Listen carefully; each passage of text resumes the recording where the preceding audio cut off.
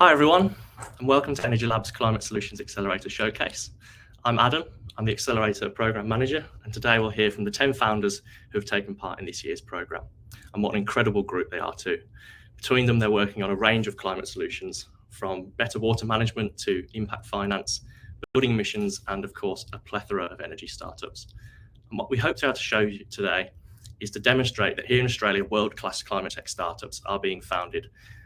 And when they at scale, these startups will have a huge positive impact on the planet. But before we get stuck in, I'd like to first acknowledge the traditional custodians of the various lands on which we are meeting today. I'm on the lands of the Wurundjeri people, and I'd like to acknowledge them as traditional owners. I'd also like to pay my respects to their elders, past and present, and any elders of other communities who may be joining us for this online event. Today we'll have live demos, we'll see actual hardware, and most importantly, you'll be able to have your questions answered live by the founders. But some of you might be wondering, well, how did these 10 startups end up here in the first place? And what actually happens during an accelerator program? Well, back in March, we screened over 100 startups and decided on a final 18 to pitch to a group of our angel investors for a place in the program. And it was these angel investors who made the final call on which startups to take part in the 2022 accelerator program. Throughout the last 6 months, we've pulled in mentors, partners, investors, and our founder alumni to help the founders to build new connections and facilitate knowledge sharing in a really structured and purposeful way. I know many of our support network are in the audience watching, so I'll take this opportunity to say a huge thank you to everyone who's given up their time to engage in the program and to the angel investors who back it, as without all of that support, this program simply would not exist. I also want to thank the founders. They've been truly wonderful to spend time with. They've been really committed throughout, and they've grabbed every opportunity with both hands. And they're a great bunch who you'll meet today. I'm now going to hand over to our CEO, Megan, who will help set the scene as to why innovation is so important to our wider climate goals. Thanks, Adam, and thanks to everyone for joining us for today's showcase. So since 2017, EnergyLab has been focused on a mission to support founders with breakthrough decarbonisation technologies and business models. And we've had now over 150 startups that have graduated from our programs and an additional 90 women that are fellows of our Women in Climate and Energy Fellowship program. But with only 84 months to go until 2030, the time by which Australia needs to have reduced, according to our target, its carbon emissions by 43%, which, by the way, we are currently forecast to miss by 3%, our mission is far from complete. If we zoom out at the global level, McKinsey analysis suggests that in order to reach net zero by 2050, capital spending on solving this challenge would average $6.5 trillion a year.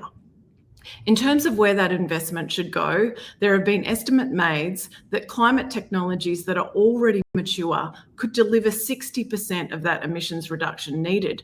But another 25 to 30% will need to come from technologies that are demonstrated but not yet mature, and another 10 to 15% from technologies that are still in R&D. And this technology gap is what is driving the interest in climate-focused startups across the globe, with over $50 billion US invested in climate tech startups this calendar year so far. And now we're sitting at 240 startups that are currently valued at over $1 billion each. The interest is definitely moving up. So the 10 key technology areas in focus to help us get to net zero are renewables, batteries and storage, circular, the built environment, industrial process innovation, hydrogen, sustainable fuels, nature-based solutions, carbon removal, capture and storage, and ag and food. So today, you are going to get to see 10 truly exciting startups that are working in these areas. And it's been a real pleasure to work with them during the program. The startups have been amazing. The founders are truly brilliant at what they do. And thank you to each and every one of them for their contribution to this program and for being part of this solution towards our journey towards net zero. So before handing back to Adam, I wanted to say a big thank you to all of our supporters. That includes our partners for 2022 and our dedicated network of mentors, alumni, and investors that help us every day with our startups. Back over to you, Adam. Thank you. Thanks, Megan. Great. So I'm now going to explain how this is all going to run. So we'll bring the cohort up one by one. And this will give you a snapshot of their startup, and where possible, we'll be able to show you the product in action. We're also going to answer your questions live. So if you have a question for one of the founders, please type it in the chat as soon as they come to mind, because we'll pick one out and we'll try and answer it live if we have time. Any questions we don't get to, the founders will answer by replying in the comments section. All right, so let's get started. First up, we have Julian De Hoog, co-founder and CEO of Solstice AI. So I'll bring Julian up for us now. Hi, Julian. Hey, Adam. I'll jump straight in. Yeah, give us an overview of Solstice AI. Great. Yeah, hi, everybody. So my name is Julian. I'm the CEO and co-founder of Solstice AI. We are working hard to ensure that we can integrate more solar into our existing energy networks and markets. In Australia, we now have solar on almost 1 in every 3 homes. This is great news. It's fantastic to have so much clean, green energy being generated on our rooftops. But however, solar is uncontrollable. And when bands of clouds pass over solar-dense areas, like Australia's major cities, it can lead to major fluctuations and instability, both in the grid and in our energy market. At Solstice AI, we apply artificial intelligence methods to overhead and satellite imagery. This means that we can both identify exactly where all solar panels are and forecast how much they will be generating. And better regional solar forecasts will lead to a more stable grid and more stable energy prices, which allows us to integrate more solar and keep costs down for end users. So I'm going to jump straight into a demo. Excellent.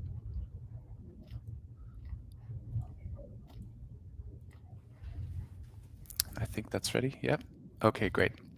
Thanks, Adam. So yeah, as a proof of concept, we went and we mapped every single solar panel in Perth. So here's just an overview. This is Perth. You can see dark green regions have a very high solar density. Red regions have a very low solar density. And I'm going to zoom in a little bit. So let's pick a region. We'll zoom in a bit. These are some streets in Perth, and I'll activate the annotations. Zoom in a little further and look at satellite view. And this is the sort of accuracy that we can obtain with this AI model that we trained to find solar in imagery. So I'll scroll through a little bit. I hope it works over hopping. I hope everybody can see this. Basically, this AI model can find all solar panels in whatever imagery we pass through the model. And we've even trained it to, let's see if I can come up with an example. So here, for example, you'll see 2 solar panels and a tank. That's actually a solar hot water system. We've even trained it to not identify those because they wouldn't actually be generating electricity for the home and into the grid. But when you zoom out, you can see at scale, this is Fremantle. You can see a vast amount of rooftop solar PV. We can identify all these solar panels. If we then overlay satellite imagery, in this case, dark red, this is satellite imagery from a geostationary satellite sitting above Australia. Red indicates cloud cover. So if we play this forward, you can see how clouds pass over Perth. And here's a good example. Every now and then you get these cloud bands forming, and suddenly all of Perth is covered by clouds. We've identified over 600 megawatts of capacity of solar PV, just rooftop capacity in Perth. And so when one of these bands of clouds passes over, that means you're instantly losing hundreds of megawatts of capacity. That's equivalent to an entire coal-fired power plant. So that's why it becomes so important to be able to forecast this so that the networks can prepare for it, and anybody trading on the electricity market also is aware of that this may be happening, and they can better strategically bid into the market. I guess that brings me to the end of the demo, Adam. Were there any questions? Yeah, I've got a question. So obviously you've got great technology there, but could you talk us through who your customers are? Yeah, sure. So we think of it in terms of 3 main categories of customers. First of all, there's the network operators who need to keep the grid running. And for them, knowing in advance how much the total solar output will be, it helps them to better manage and control their own network assets. And it also enables them to allow distributed energy resources to help stabilize the grid. The second category of customers are companies that are exposed to volatile energy market prices. So this would be anybody buying or selling on the energy market, such as the major gentailers. And if they know in advance that there will be a shortfall or a surplus of solar, it helps them to better manage their bidding strategies and reduce their risk. And finally, there's a whole set of companies for whom both the identification of solar and the forecasting is valuable. In particular, we're in discussion with operators of VPPs, so virtual power plants, who operate fleets of assets and who need to know in advance how much solar energy they'll be able to generate. This in turn helps them better manage their charging of fleets of batteries that they manage. Excellent. Great stuff. We've got a question here from Dean. So Dean asks, how much better is this than what is done right now by AEMO? Yeah, great question. So I don't believe AEMO have the visibility down to all the individual panels in the way that we do it with our AI solution. So there's a DER register, there are databases of all the distributed assets. We've actually talked to AEMO and we've talked to the people who provided these databases. There's always going to be some issues and some errors when you have manual annotation or manual entry of solar PV systems. So with this overhead view, I believe we get a much more accurate view of exactly how much solar there is and where it's located. But certainly, yeah, AEMO need regional forecasts. They publish them at the moment, and we'd love to further work with AEMO and determine how much of an improvement you can get with this kind of level of resolution. Awesome, thanks. We'll have do one more question, which we've just seen pop up here from Jeff. How far out can you forecast? Several days? So with this work, especially when we integrate the satellite imagery, we're looking at very short term, so only 1 to 3 hours ahead. Beyond 3 hours, forecasting cloud movement becomes really difficult. We've done some projects where we forecast day or even 2 day ahead, but at that stage, we typically don't use the satellite imagery. And for the applications we're most interested in, it's really the short horizons that we're looking at the moment. Excellent. Thanks, Julian. Well, I think that's all we've got time for, but I can see you've got plenty of questions there in the comments, which you're going to be busy over the next half an hour or so. So I'll let you drop off and then we'll bring the next founder up. But yeah, you can get back to everyone there in the comments section. Great. Thanks. Stuff. Okay. Thanks, Julian. So next up we have Sam, the co-founder of Conry Tech. So Sam, welcome. Over to you. Could you give us an overview of Conry Tech? Sure. Hi, Sam Ringwald, CEO and co-founder of Conry Tech, and we are reinventing air conditioning to make comfort more sustainable. Sadly, comfort today is still not that common. I'm sure you've all worked in spaces where sometimes you're too hot, sometimes you're too cold. It's really hard to get that right, particularly in commercial buildings. And the way we do comfort today is really not sustainable. In fact, 60% of your building's power is going to keep you comfortable. And yet aircon, despite that, air conditioning has really been done the same way now for over 100 years. And so we thought it was high time to change that. And so we are literally reinventing air conditioning. We've developed a whole new approach that we've patented, which will allow us to slash energy consumption and CO2 emissions. We're going to be able to turn buildings into thermal batteries to really enable that clean energy transition. And we can improve comfort and improve the health of the environment. And so this is what we're really tackling. And so we'd love to hear from you guys. Please reach out and contact me. We are looking for investors as we're about to go to a Series A very shortly. So yeah, please contact us and see if you'd like to get involved in changing the world. Excellent. Thanks, Sam. And maybe you could tell us a little bit more. What's the scale of, in terms of like energy use, like worldwide and emissions, like what's the scale of the problem you're tackling here? Yeah. So as I said, I mean, 60% of all buildings, pretty much universally, is going to air conditioning. And in fact, heating and cooling take about 40% of the world's power. So this is sort of that low-hanging fruit that we believe really needs to be tackled if we're going to get serious about doing a clean energy transition, is that we really need to be tackling energy conservation and energy efficiency. And that's what we're really focused on. Yes, excellent. And this isn't your first rodeo, is it, Sam? Maybe you could tell us a little bit more about your previous company. Yeah, look, I said air conditioning hasn't really changed for 100 years. I mean, we previously, my co-founder and I, brought this compressor here. This is the turbo compressor. We brought this to market. This now is dominant globally, has about 60% global market share. It has resulted in savings of over a gigaton or 1 billion tons of CO2 emissions already. And so we basically took air conditioning and we made it about as good as we possibly could. But there's really not much further juice we could squeeze out of that old 100-year-old approach. And so this time we said, right, how could we make comfort sustainable? And that's what resulted in this blank page, let's go from the ground up, which resulted in a whole new technology stack, new approach, new hardware, new parts, new everything to enable this big leap forward in energy efficiency. So we're talking about another 70% jump. This one delivered about a 50% jump. We now want to take it another 70% again. Excellent. And could you explain to us maybe the difference between like a typical centralized system and then what you're hoping to kind of redesign here with your new approach? Yeah. So in most big buildings, you've got what's called a central plant. You've got some big equipment buried away in the basement or up on the roof somewhere that's basically producing cold water, or from a boiler producing hot water that goes to a big coil, like a radiator in your car, and then air is blown throughout the entire building. And this stems back to 100 years ago. They would drop off a block of ice and they would blow fans across that ice and deliver that cold air around the building.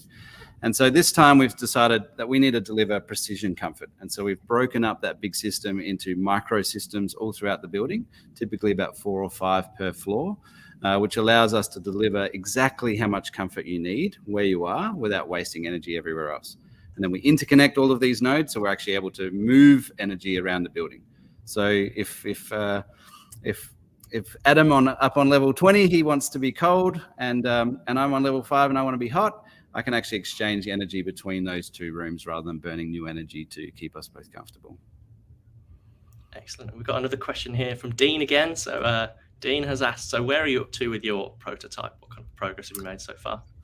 Great question, Dean. So we've prototyped many of the core technology components that we've had to develop over the last couple of years. And so we've tested and many of those. The final bits are coming together at the moment. In fact, we may even spin something up today. And we are aiming to go into field trials early next year. And so we've got some lined up already in New South Wales at the university there. We're going into a building this afternoon that's asked us to come and do one in Melbourne. And so we're just working out those field trials now for early next year. And one final question from me. I guess there's quite a few stakeholders involved in the process of getting this kind of implemented. Like, who do you see being the champion of kind of pushing this forward, and what would their motivations be? Is this going to be the building owner, the manager? Who are you talking to? Yeah, I mean, it's a pretty massive industry. So it's about $140 billion industry just across North America and Australasia, just in the real estate that we sort of can tackle.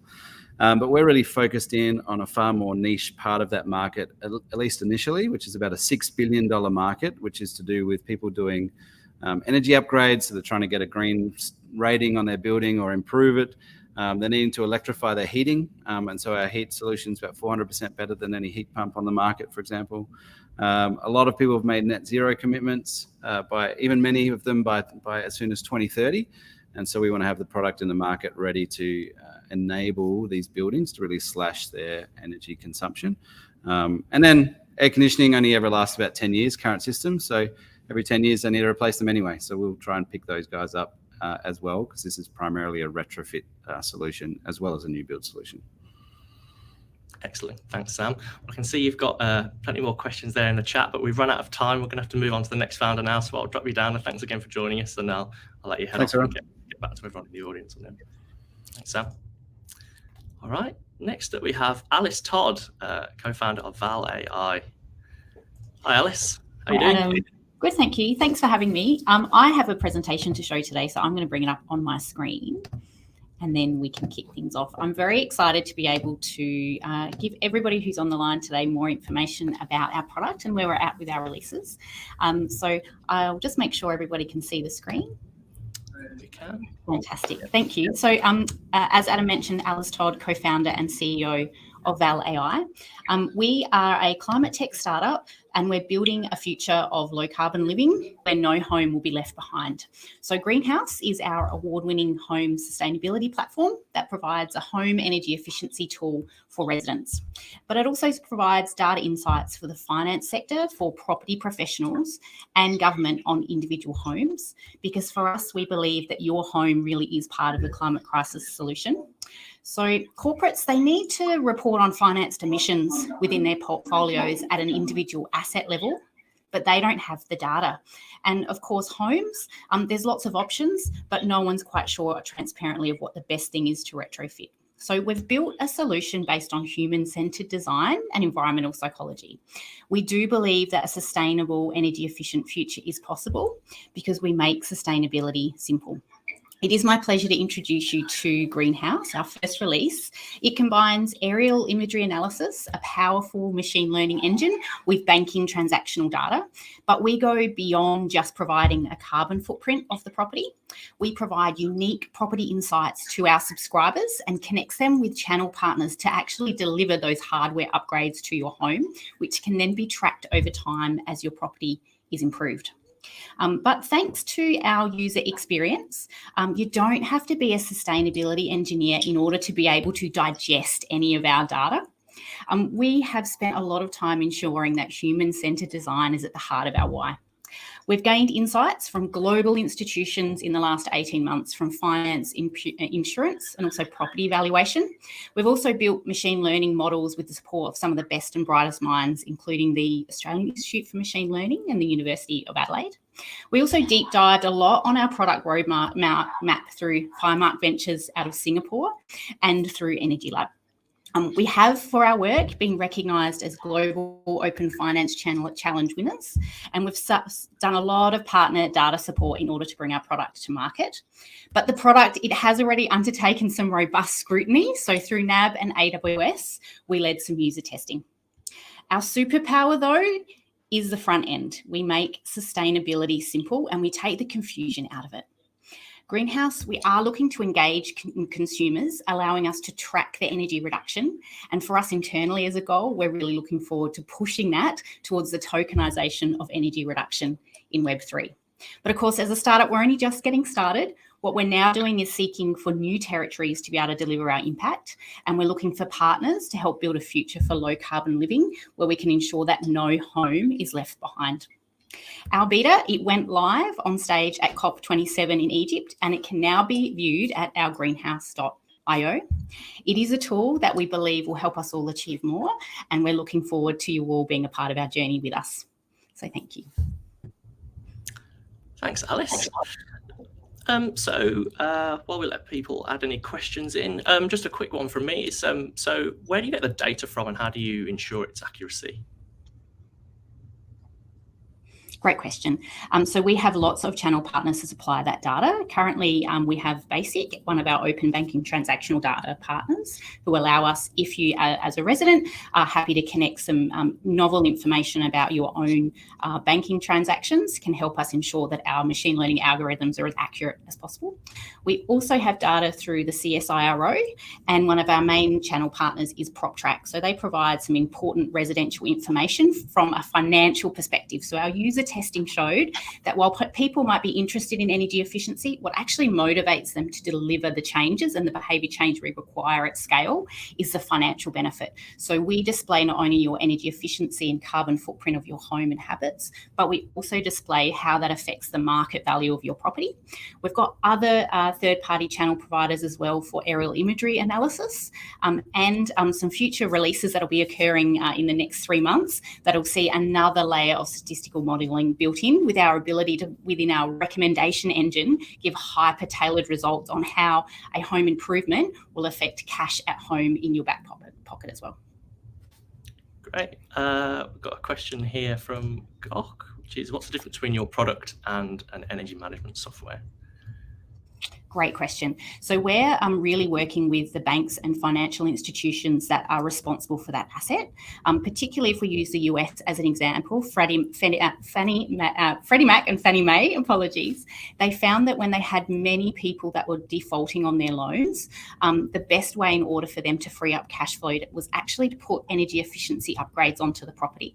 So for us, we're collecting data as a way of being able to provide those insights to the financial and insurance groups or large firms who are responsible for the asset. So for us, rather than looking at it just from an energy consumption perspective, we're looking at it in terms of the mandatory and regulatory reporting for the Task Force for Climate-related Financial Disclosures, and also as an opportunity to be able to green tag those assets that have a higher energy efficiency rating due to our improvements for the green bond market. Excellent. Thanks, Alice. I think that's all we've got time for in this short segment. So we'll let you go and we'll bring Thomas up next. Thanks, Alice. Right, so next up we have Thomas Nan, co-founder of Allegro Energy. So Thomas is going to have to take himself off mute. Always something I forget. Okay. Hi everyone, I'm Thomas Nann, and I'm, as Adam said, I'm the co-founder and CEO of Allegro Energy. So we all know the problem of transitioning to renewables, that matching supply and demand can only be solved by storing excess renewable energy when it's available and make it available when it's needed. But there are more problems to overcome than that. So Sam mentioned earlier that air conditionings haven't changed for 100 years. Another thing that hasn't changed for 100 years, or almost hasn't changed, is batteries. And the only new kid on the block is pretty much lithium-ion, but that's not the solution for everything. And what we actually need is also new types of batteries for different applications. And there are other problems. So not every battery is suited for every application. So here on the left, for example, you see a picture of the Hornsdale Power Reserve in South Australia. These are lithium-ion batteries, and they perform best in under 4 hours. Now, there are also solutions for seasonal storage. If you've got a mountain at hand, you can do a pumped hydro. For example, this is a picture of Snowy 2.0, but in that kind of this in-between region, like overnight and a couple of days, there is a big gap. And one technology to fill this gap are flow batteries. Now, our solution is that we have invented a new type of battery chemistry that is water-based, and that has a really great value proposition. So we've got 2 products. One is called supercapacitors, the other one redox flow batteries. They both use the same electrolyte, which is our new invention. And as a result, they're cheaper than all competing products on the market. They make no compromises with performance, so they perform at least as well or better than current products. They're not corrosive, not flammable, and it's pretty much a platform technology that can be adapted to many different applications. Now, for the long duration storage that I already mentioned, like this overnight and a couple of days, this is just a ginormous market. There are many studies out there. This is one from McKinsey, and they estimate the total addressable market in that space to $3 trillion. It's not that big for supercapacitors, but it's also a pretty big market. So the applications there are mainly in the mobility, electric mobility space, and the total TAM is about roughly $500 billion. Now, our business model and where we are. So we are working, this is an example of the redox flow product. We are working on our first lighthouse facility. So this is first shipping container at the moment as we speak. And we're aiming for pilots with suitable partners in the order of magnitude of about 5 megawatts. It can be 8, 12 hours, whatever. And then our ultimate goal is to build a gigafactory here in Australia to produce enough of these long duration energy storage systems to meet this very, very large market. So next steps, you can partner with us in pilot or lighthouse projects in both products, redox flow and supercaps. You can partner with us in manufacturing. And if you're interested in investing, take a picture of that really quickly because I stopped sharing now and contact me. Well, I can leave. How are you going to take it down? No worries.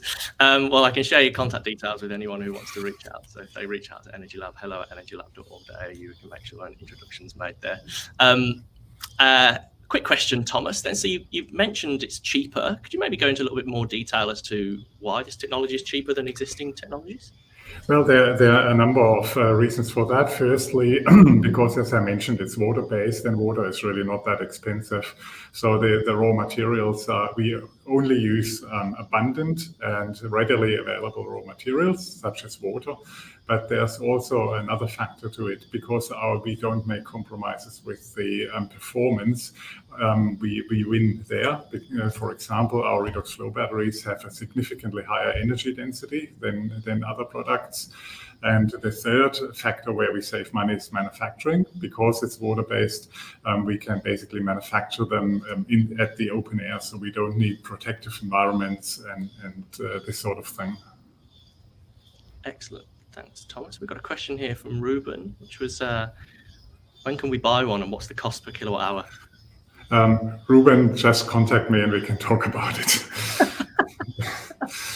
There's no easy solution, easy answer for that, because of course it depends on the size of the system that's required and several different factors. Great. And we've got a question from Mariana. What would be the advantages of redox flow batteries over a gas peaking plant other than emissions? Well, I don't approve of burning gas, so the main advantage is basically that you don't burn gas. But again, it is part of the solution, and I would say with the redox flow batteries, they fall into this gap from 4 hours to a couple of days.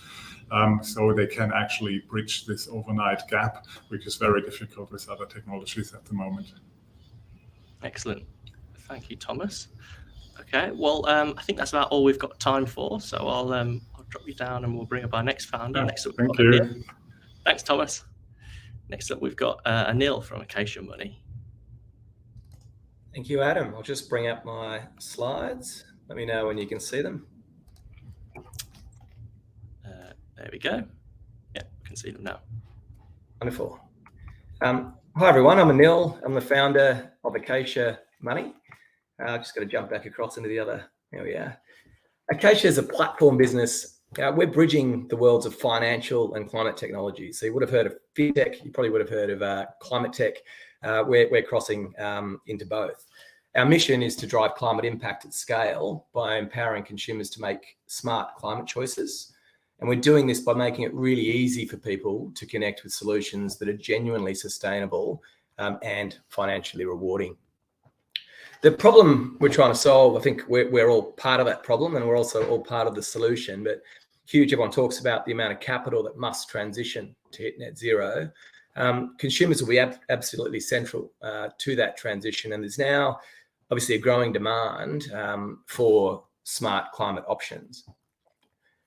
The reality is, I'm sure a lot of people on the call probably haven't taken action in every area that they need to. And there's a couple of reasons for that: a lack of time, a lack of trust, and also a perceived cost or potential financial trade-off associated with doing the right thing with your money. And that's really the solution that we've built with Acacia, is around delivering an experience that makes it really easy to do the right thing with your money and gets it working for you in a financially rewarding and a sustainable way. So I'll show you what that looks like in the market. So the platform's now live, Acacia Money at the App or Play Store. We can drill down and have a look at home loans as an example. A little bit of an explainer around what the app does. We show that we consider financial and environmental factors based on the data analytics that we're applying, and then the ability to personalize, so connect your details to have an always-on view of your financial and environmental performance. So in this instance, you'll see here a loan for around $500,000 shows you, based on open banking feeds, every option in the market. You can see their financial performance, and you can also see their environmental performance. So we've worked with institutional research houses to create a really simplified view of the environmental credentials of each of the banks. And you can see that alongside the interest rate credentials of those banks to understand the financial implications as well. We've built a similar thing for your savings product. So again, every savings option in the market. But in this instance, we also facilitate a switch. So you can actually transition by connecting out to one of our partner brokers, in this case, who are using our environmental research to provide sustainable mortgage advice. Similar thing for superannuation. So this is playing the role that a financial advisor might often play and charge a couple of grand for the pleasure. Is up to a $200,000 benefit from moving from a bottom quartile fund to a top quartile fund. So the financial implication is pretty significant. And it turns out that a lot of the top funds are now also sustainable. So there's a win-win solution in that space as well. And from there, you can also click out to open an account. We also have energy. So it is very much intended to be a comprehensive solution. So we look at your financed emissions across banking and super, but also your energy arrangements. So in this instance, I can drill down, understand what we're doing. Again, financial and environmental. And then make a switch. So simple process of uploading an energy bill.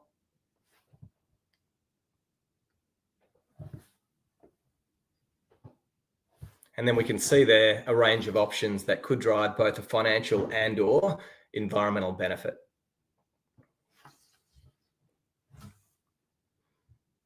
We've partnered with Greenpeace. So if we drill down into Diamond Energy, so we're pulling in Greenpeace data alongside energy pricing data. So you can understand based on your last quarter of energy usage, what's the financial impact and how does the alternative option compare from an environmental impact point of view.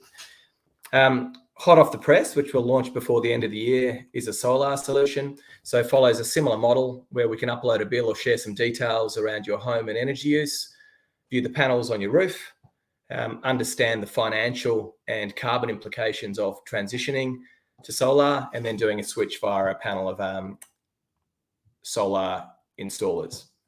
So the idea of Acacia, I think you'll get a pretty good feel. I'm just trying to bring myself back into the deck. Sorry. It's really around delivering this win-win outcome. So we think in order to activate consumers, we really need to make smart climate choices financially rewarding, and we think we've proven that we can do that. But it is much more than an app. So really what we're doing with Acacia is developing a comprehensive climate platform that allows consumers to take action across any impact area, pulling in financial and environmental data to allow you to optimize both financial and environmental outcomes. So we're now, we've pretty much got data on every category. So by the middle of next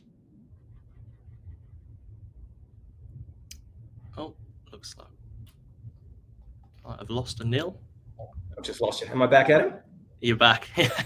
Yeah. So by the middle of next year, we expect to have every one of these categories online with both insight and action allowed off the back of it. So I'm conscious of time, Adam, so I might kick across onto questions. Yeah, absolutely. So it sounds like a bit of a no-brainer, Anil. Like, why hasn't this been done before? It's a good question. I think couple of reasons. One is data. So for the first time, we have access to financial and environmental data. So if you think of TCFD, TNFD, superannuation fund disclosures, as well as banking and financial data, we can access the information to deliver the insight. I think there's now more than ever a range of sustainable financial, energy and spending options that do deliver win-win outcomes. So I think it's a combination of those two. I think that the primary driver. Yeah, excellent. Well, I think that's probably all we're going to have time for today. I think, Anil, we need to keep things moving on. So I'll let you head off, and we'll bring our next founder up. Thanks very much, everyone. Cheers. Okay, so next up we have Mike, co-founder of EcoJoule Energy. So Mike, welcome. Over to you. Thanks, Adam. Hi, everyone. My name is Mike. I'm founder of EcoJoule. EcoJoule's mission is to help decarbonise the electricity grid. As Julian mentioned before, one of the great things is Australians have really embraced solar, so much so that we have the world's highest penetration of rooftop solar PV. This is actually excellent news in terms of decarbonisation. And it doesn't stop there, because Australians are continuing to deploy rooftop solar on their roofs at a rate of equivalent to replacing a coal-fired power station every 9 months. So again, fantastic. However, there are problems. All that energy, you can think of a coal-fired power station worth every 9 months, is being added to the ends of our grid. And those are the weakest parts of the grid. And this causes two main problems. The first category of problems are technical problems. And the main problems there are related to voltage. In the middle of the day, when solar outputs are high, they push reverse power into the grid, and it pushes the voltage up. And that causes issues, including solar systems to trip. So our first product was designed to help solve this problem, and this is our EcoVar unit. Adam, if you can, we've had quite a few of those installed. There are typically 3 of them installed up a pole. You might see some in your street. We've basically had these out for about 3 years now, sold over 100 of these boxes. And what that does is stabilize the voltage on your street to allow your street to accept more and more solar. The second major problem with all this renewable power on the edge of the grid is that there's a time shifting problem. in that it's very plentiful in the middle of the day when generally the load in residential areas is low. And then the solar disappears at night, just in the evening when people come home and start cooking, and the load builds up. So there's this time shifting problem. To solve that problem, we've developed this product here, which is our Eco Store. This is a community battery system, pole-mounted community battery system that gets installed on electricity poles in your streets. It's a bigger version of a home battery, and it allows multiple houses to use the same resource and save the excess solar in the single resource. We're pretty much battery agnostic at the moment. This is using batteries from South Korea, in the bottom half of the section, and this is our EcoJoule in-house designed inverter. One of the key advantages of our product is that it keeps the same voltage regulation and grid support features that the EcoVar has. So it actually includes both in one product. So that's been very popular. It's a new product, but we've had a huge amount of interest. And thanks, Adam. That shows the first couple of installs done in New South Wales. So with that, I'll hand over to you, Adam. And thanks, Mike. Great introduction. So could you talk to us a little bit about the demand for this sort of technology in Australia? Yeah, well, we think there's going to be a massive demand in the future. At the moment, we've had strong uptake in New South Wales and Queensland. In fact, all of the network companies in New South Wales have ordered these products from us, as well as Energy Queensland.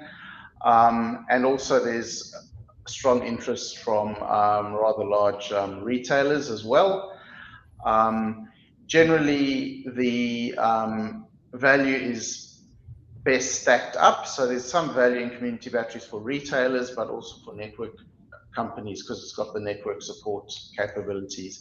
And there's of course value for consumers as well. So yeah, we've got a big demand, a full order book. We've got this is actually our R&D lab, but we've overflown our production area, and we've got some units waiting to be shipped out to New South Wales there.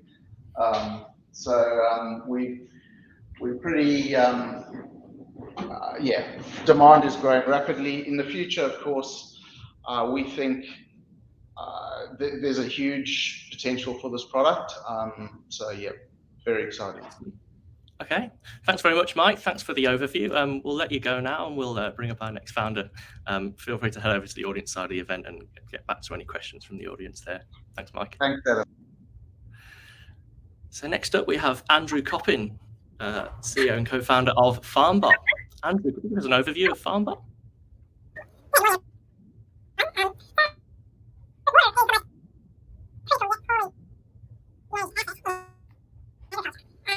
I'm not sure if we have an audio issue. I'm not sure if maybe one of the other founders could confirm for me in the private chat if it's just me that's hearing. Andrew's got an issue there. I could just see some smiling faces. Maybe. Yeah, you sound a little bit like Mickey Mouse, Andrew. I'm not sure why. I've never experienced that on a live stream ever in my life before. Yeah. So maybe we'll drop you off. We'll jump to the next founder, and then if we can give it a time, we'll see if we can bring you back on, Andrew. Drop you off for the time being. Okay. So next up we have Amy from Raaise. So I'll bring Amy up now. And Amy, you're just on mute for the time being, so I'll let you unmute yourself. Hi, I hope I don't sound like Mickey Mouse. You don't, you sound great. Yeah, so we've been grappling with how we can get climate solutions funded quickly and growing responsibly at scale. So climate solutions, as we know, the startups already have, the climate startups already have the solutions we need across every sector of society, from food, consumer goods, renewable energy transition, as we've been seeing this morning, but too many are languishing in the valley of death. So my climate story started in Mozambique, where I lived for the best part of a decade and built a boutique resort and charity and worked with over 60,000 people. But 3 years ago, the eye of the strongest storm to reach landfall on mainland Africa landed on our beach. And the result was complete and utter devastation. And today the communities are still suffering the after effects. And this was a catalyst for Raaise, which is a platform powering climate startups. So for an affordable subscription fee, we provide founders with the tools they need to prepare and close a funding round efficiently, saving them time and resources so they can get on with focusing on what matters, which is scaling their solutions. So I've got a little video. I cheated and recorded a little something last night to show a little demo of the product that we've had and what we're going on to build. Cool. Excellent. I'll show that now, Amy. Dev is currently underway for the first release of our beta with all the tools founders need to raise capital and get on with scaling their climate solutions. So we've spoken to hundreds of founders who told us that fundraising is complicated, daunting, expensive, and lonely. And early this year, we built our MVP to create a place climate startups could raise capital efficiently. So we built it on a shoestring in just 3 weeks, but we've had fantastic feedback and have over 275 active users. But we want to make it 100 times better. And although this platform is about to be superseded, I want to give you a quick tour of its current features. So now logged in as a founder, I can upload information,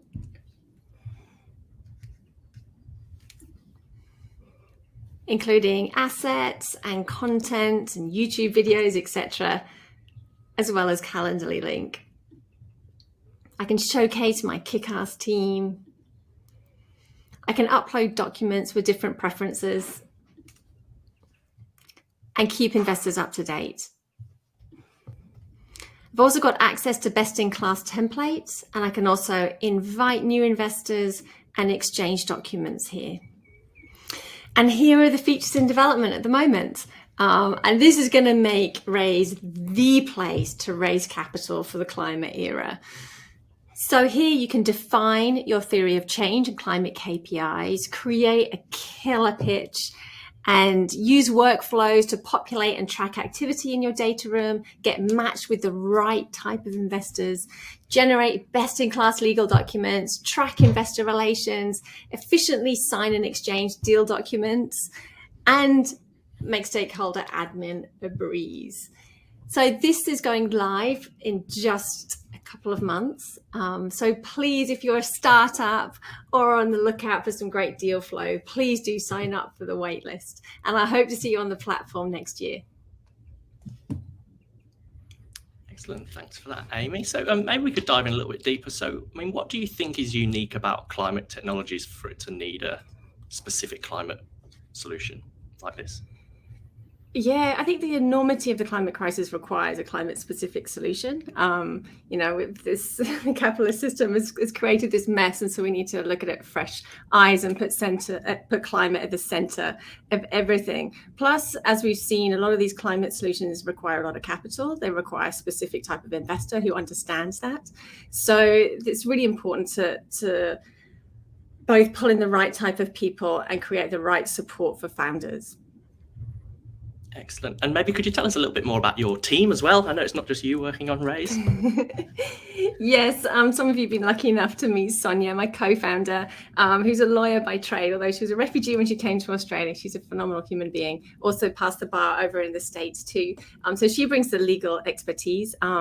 Neil, my husband, we've worked together for the last 20 years. And then Ben, who's a serial community builder, who's based in the UK. So we already work across Australia, big footprint in the UK, as well as New Zealand, and a little bit in the US as well. Excellent. Now, I'm sure there are plenty of founders or aspiring founders in the audience there. So kind of what advice would you give them, and where would you direct them to learn more about, I guess, raising capital more efficiently? How should they reach out to you? Please just go to Raaise with 2A's.co and click the waitlist button and join up. We're just pulling together a cohort of beta users. So if they're super keen and raising funds soon, then they could well join us for the new beta release. So within the platform, there's going to be an awful lot of content in there, video as well as links and blogs. Another superpower of Sonia is that she's an incredible writer too. So we're already pulling together content to be able to support founders on their journey, because we found that over and over again, a lot of founders don't understand the whole process and what they really need to have done to be prepared to have the best shot at raising capital. Excellent. Thank you, Amy. I'll let you head over to the audience side now and participate in the chat and get ready to bring our next founder up. Thanks for sharing. Thanks so much. Excellent. Okay, so next up we have Matthew Forrest, Managing Director and co-founder of Economical Energy. So Matthew, over to you. If you want to give your thanks. overview. Yeah, thanks, Adam. So my name's Matthew Forrest, and I'm the founder and managing director of Economical Energy. We're developing a new long-duration energy storage technology to accelerate the adoption of renewable energy. Did you know that over 90% of existing energy storage uses gravity, not batteries or hydrogen? Our gravity storage technology, the Viper, is expected to become substantially cheaper than batteries while being more scalable than pumped hydro. The Viper can be succinctly described as pumped hydro with pellets. It has numerous architectural similarities to pumped hydro, which include the use of gravity as the underlying physics and the transport of a heavy medium between a lower and an upper storage site.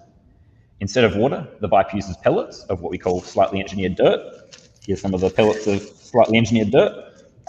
Looks a bit like dog food. And it transports them between a top stockpile and a lower stockpile that's about 1,000 meters deep underground. And so this will provide a combination of low-cost storage and a contributing stability, which will accelerate the transition to a renewable future. Excellent. So we've got a little locations connect. A little demo here. If you want to give us an overview as it runs, Matthew. Yeah. So this animation shows how the Viper system works. So this is the energy generation stage when there's not enough renewable energy. The material is transported from the surface stockpile down to the underground stockpile, and the force of the weight being lowered drives the mechanical bucket elevator, which is then converted into electricity using a generator. And this powers nearby homes and businesses. And then later on, the system uses surplus renewable energy to power the mechanical bucket elevator and to lift the material back to the surface. This is how it stores the electricity for later.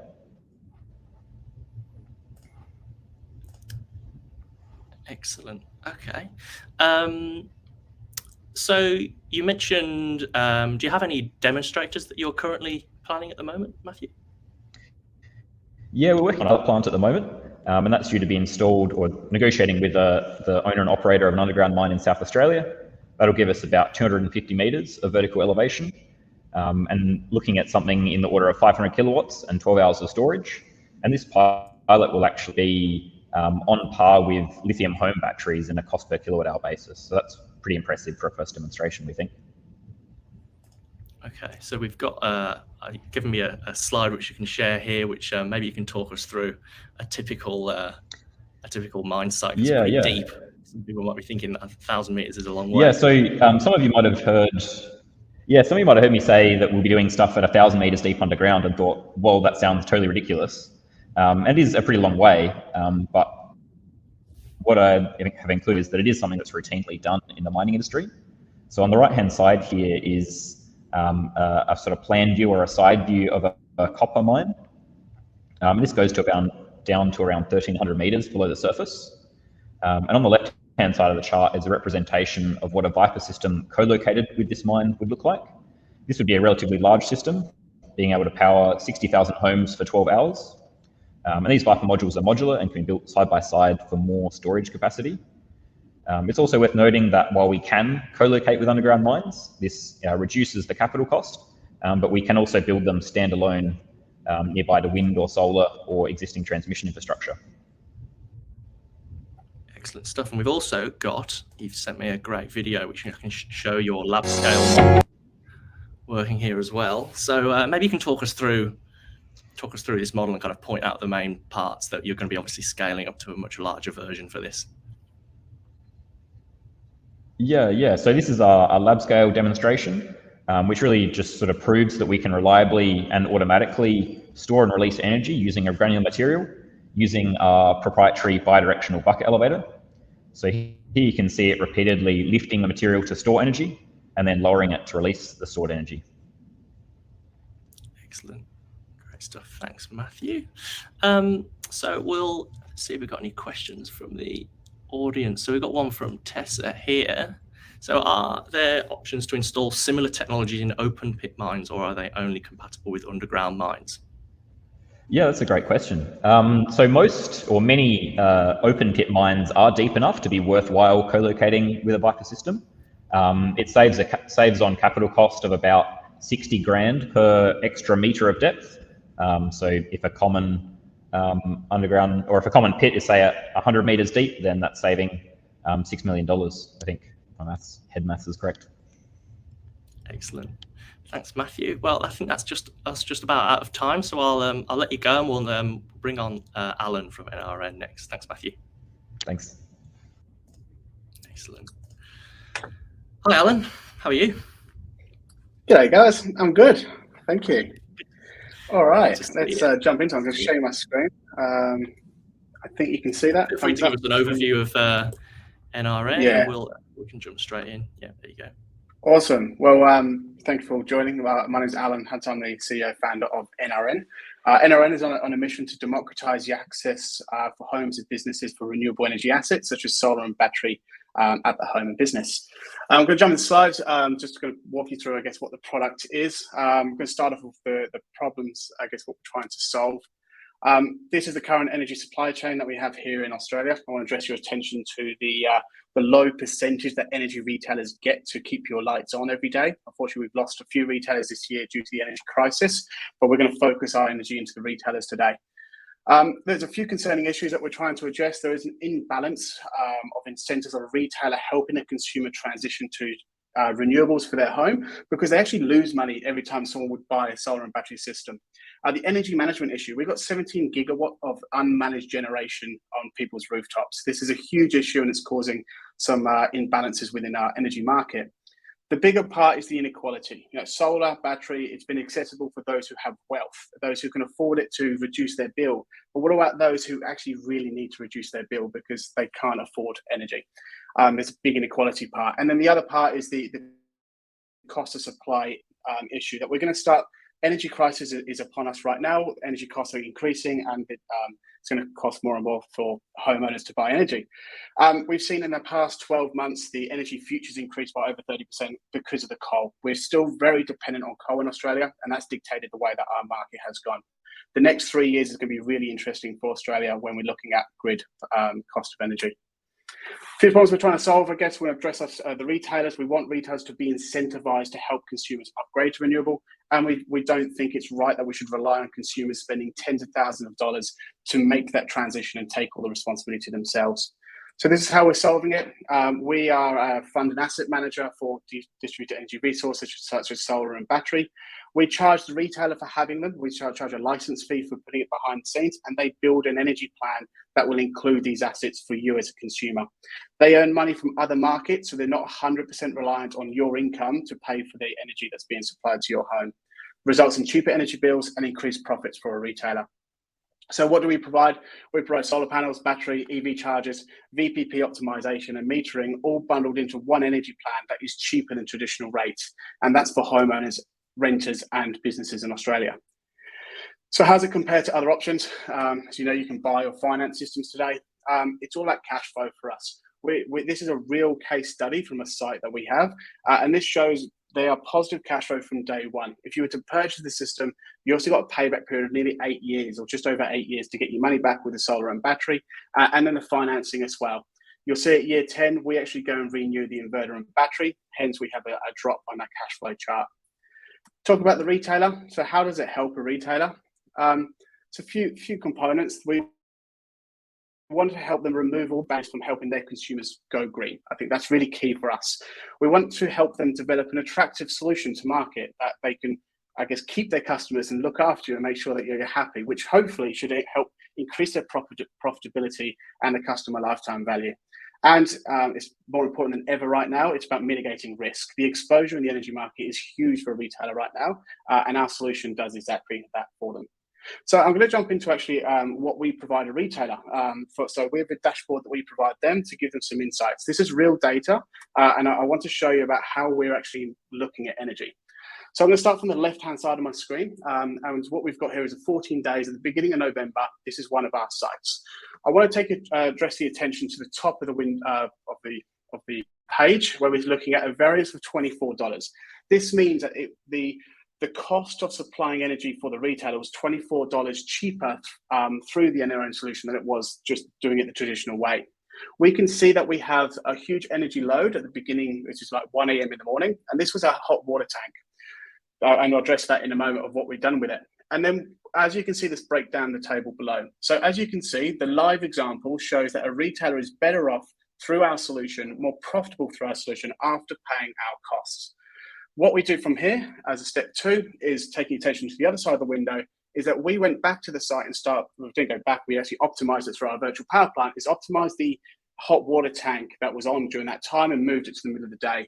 What this helped is we have a bigger variance, so the cheaper cost of supplying energy supported the retailer, and we've been able to reduce the post-NRN cost down to $75 from $100.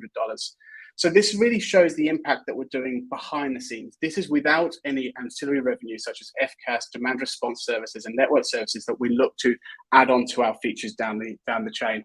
But what really we're trying to do here is we are providing distributed energy resources, solar and battery, for homeowners and businesses to access without the liability, without the cost, but we're doing it for the industry because we've really trying to help retailers create that attractive solution and encourage more access to renewables.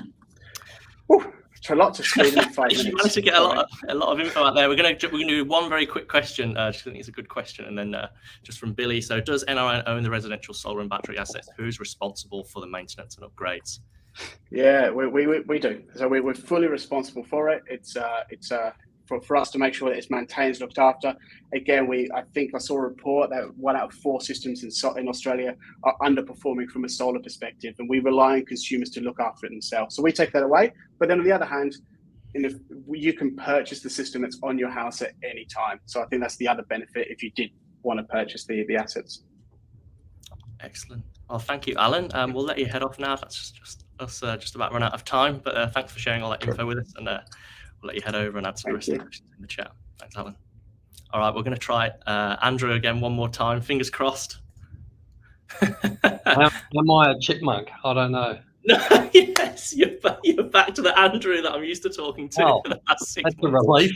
So I'm glad I can provide everyone with some humour. And hello, everyone. Good morning. Thanks for having me, Adam. So Andrew Coppin from Farmbot, not chipmunk punk. Water is the most critical yet sort of poorly managed asset in ag. In fact, as we're on this call today, there's like 10,000 people driving around Australia checking water in agriculture that 95% of the time doesn't need checking, but 5% of the time that it does, it's critical. And of course, combine this with climate change, seeing an ever increasing volatility in water supply. For example, today we've still got floods in New South Wales when there's a massive heat wave sweeping across Australia with temperatures in excess of 46 degrees in a lot of northwestern Australia today, means that this proactive management of water in an ever more volatile climate is essential.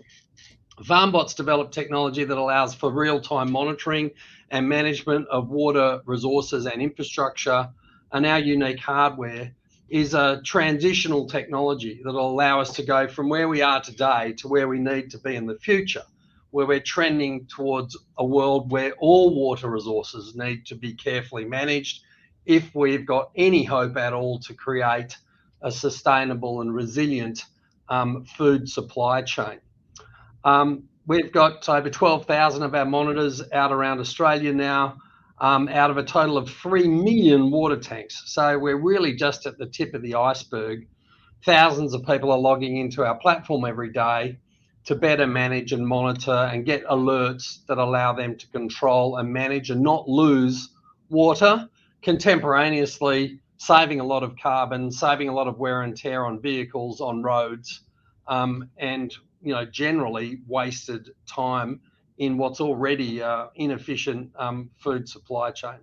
So our data here is helping people use water wisely, save megalitres of water every week, save them time, fuel, and reduce carbon, and run a better farming operation for, again, this sustainable and sort of carbon neutral food supplies for our planet. So we're looking to engage with collaborators and investors that are interested in this program for us, managing arguably one of the biggest issues of our time. Thanks, Adam. Thanks, Andrew. I might just play your product video here, because I think it gives you a great demonstration for those in the audience to actually see what you mean.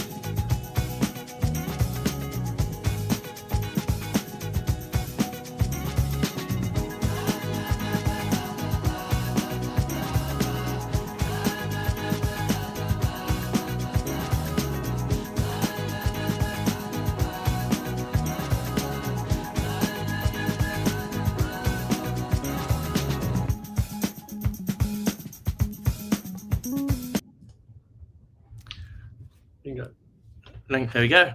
So I might ask the question, which I'm sure is on everyone's lips, which is how easy or difficult is it to get farmers to adopt IoT technology like this? How do you go about it? Yeah, I think we've had a lot of success in this area, because farmers really only ever prioritising what's important or critical in their day-to-day lives. I've never met a farmer that's got time on their hands or a bottom at the end of the to-do list. I mean, water is one of those tasks. It doesn't really matter what you're growing or what part of farming or agriculture you're in. Water is the key input. So, dealing with a challenge that's really burns money and time every single day, and then making the solution really, really simple and provide an immediate ROI that they can feel is tangible the very next day after they install it. I think that's the key to agri and climate tech innovation here in the agricultural sector. Excellent, thanks, Andrew. And then one more from me. So can you talk to us a little bit about what's next for Farmbot? What have you got your eye on in future? Yeah, so I mean, we're building out an ecosystem of things that talk to Farmbot, pump control, soil moisture probes. We're addressing issues in relation to climate and carbon sequestration. And as it stands at the moment, we're just about to launch our product formally in the US as well, where we're already on about 130 ranches throughout the US versus sort of 3,000 or more here in Australia. So yeah, expanding great Aussie technology into the global market, where I've found that Australia's got leading technology in this space and in many areas in this regard. So there's lots of opportunities for us to expand. Yeah, excellent, absolutely. Okay, well, thank you, Andrew. I think that rounds off your segment, and I think indeed the event today. So I'm glad we got your audio working in the end, and it probably actually was the highlight, I reckon, in the middle. Glad I could provide the expense. Sorry, that was at your expense. Thanks, Andrew. I'll let you go now. Cheers. Cheers. Okay, well, thanks everyone for joining today. It's been a pleasure to enable you to hear from all 10 founders in the Climate Solutions Accelerator cohort for 2022. That brings us to the end of the program.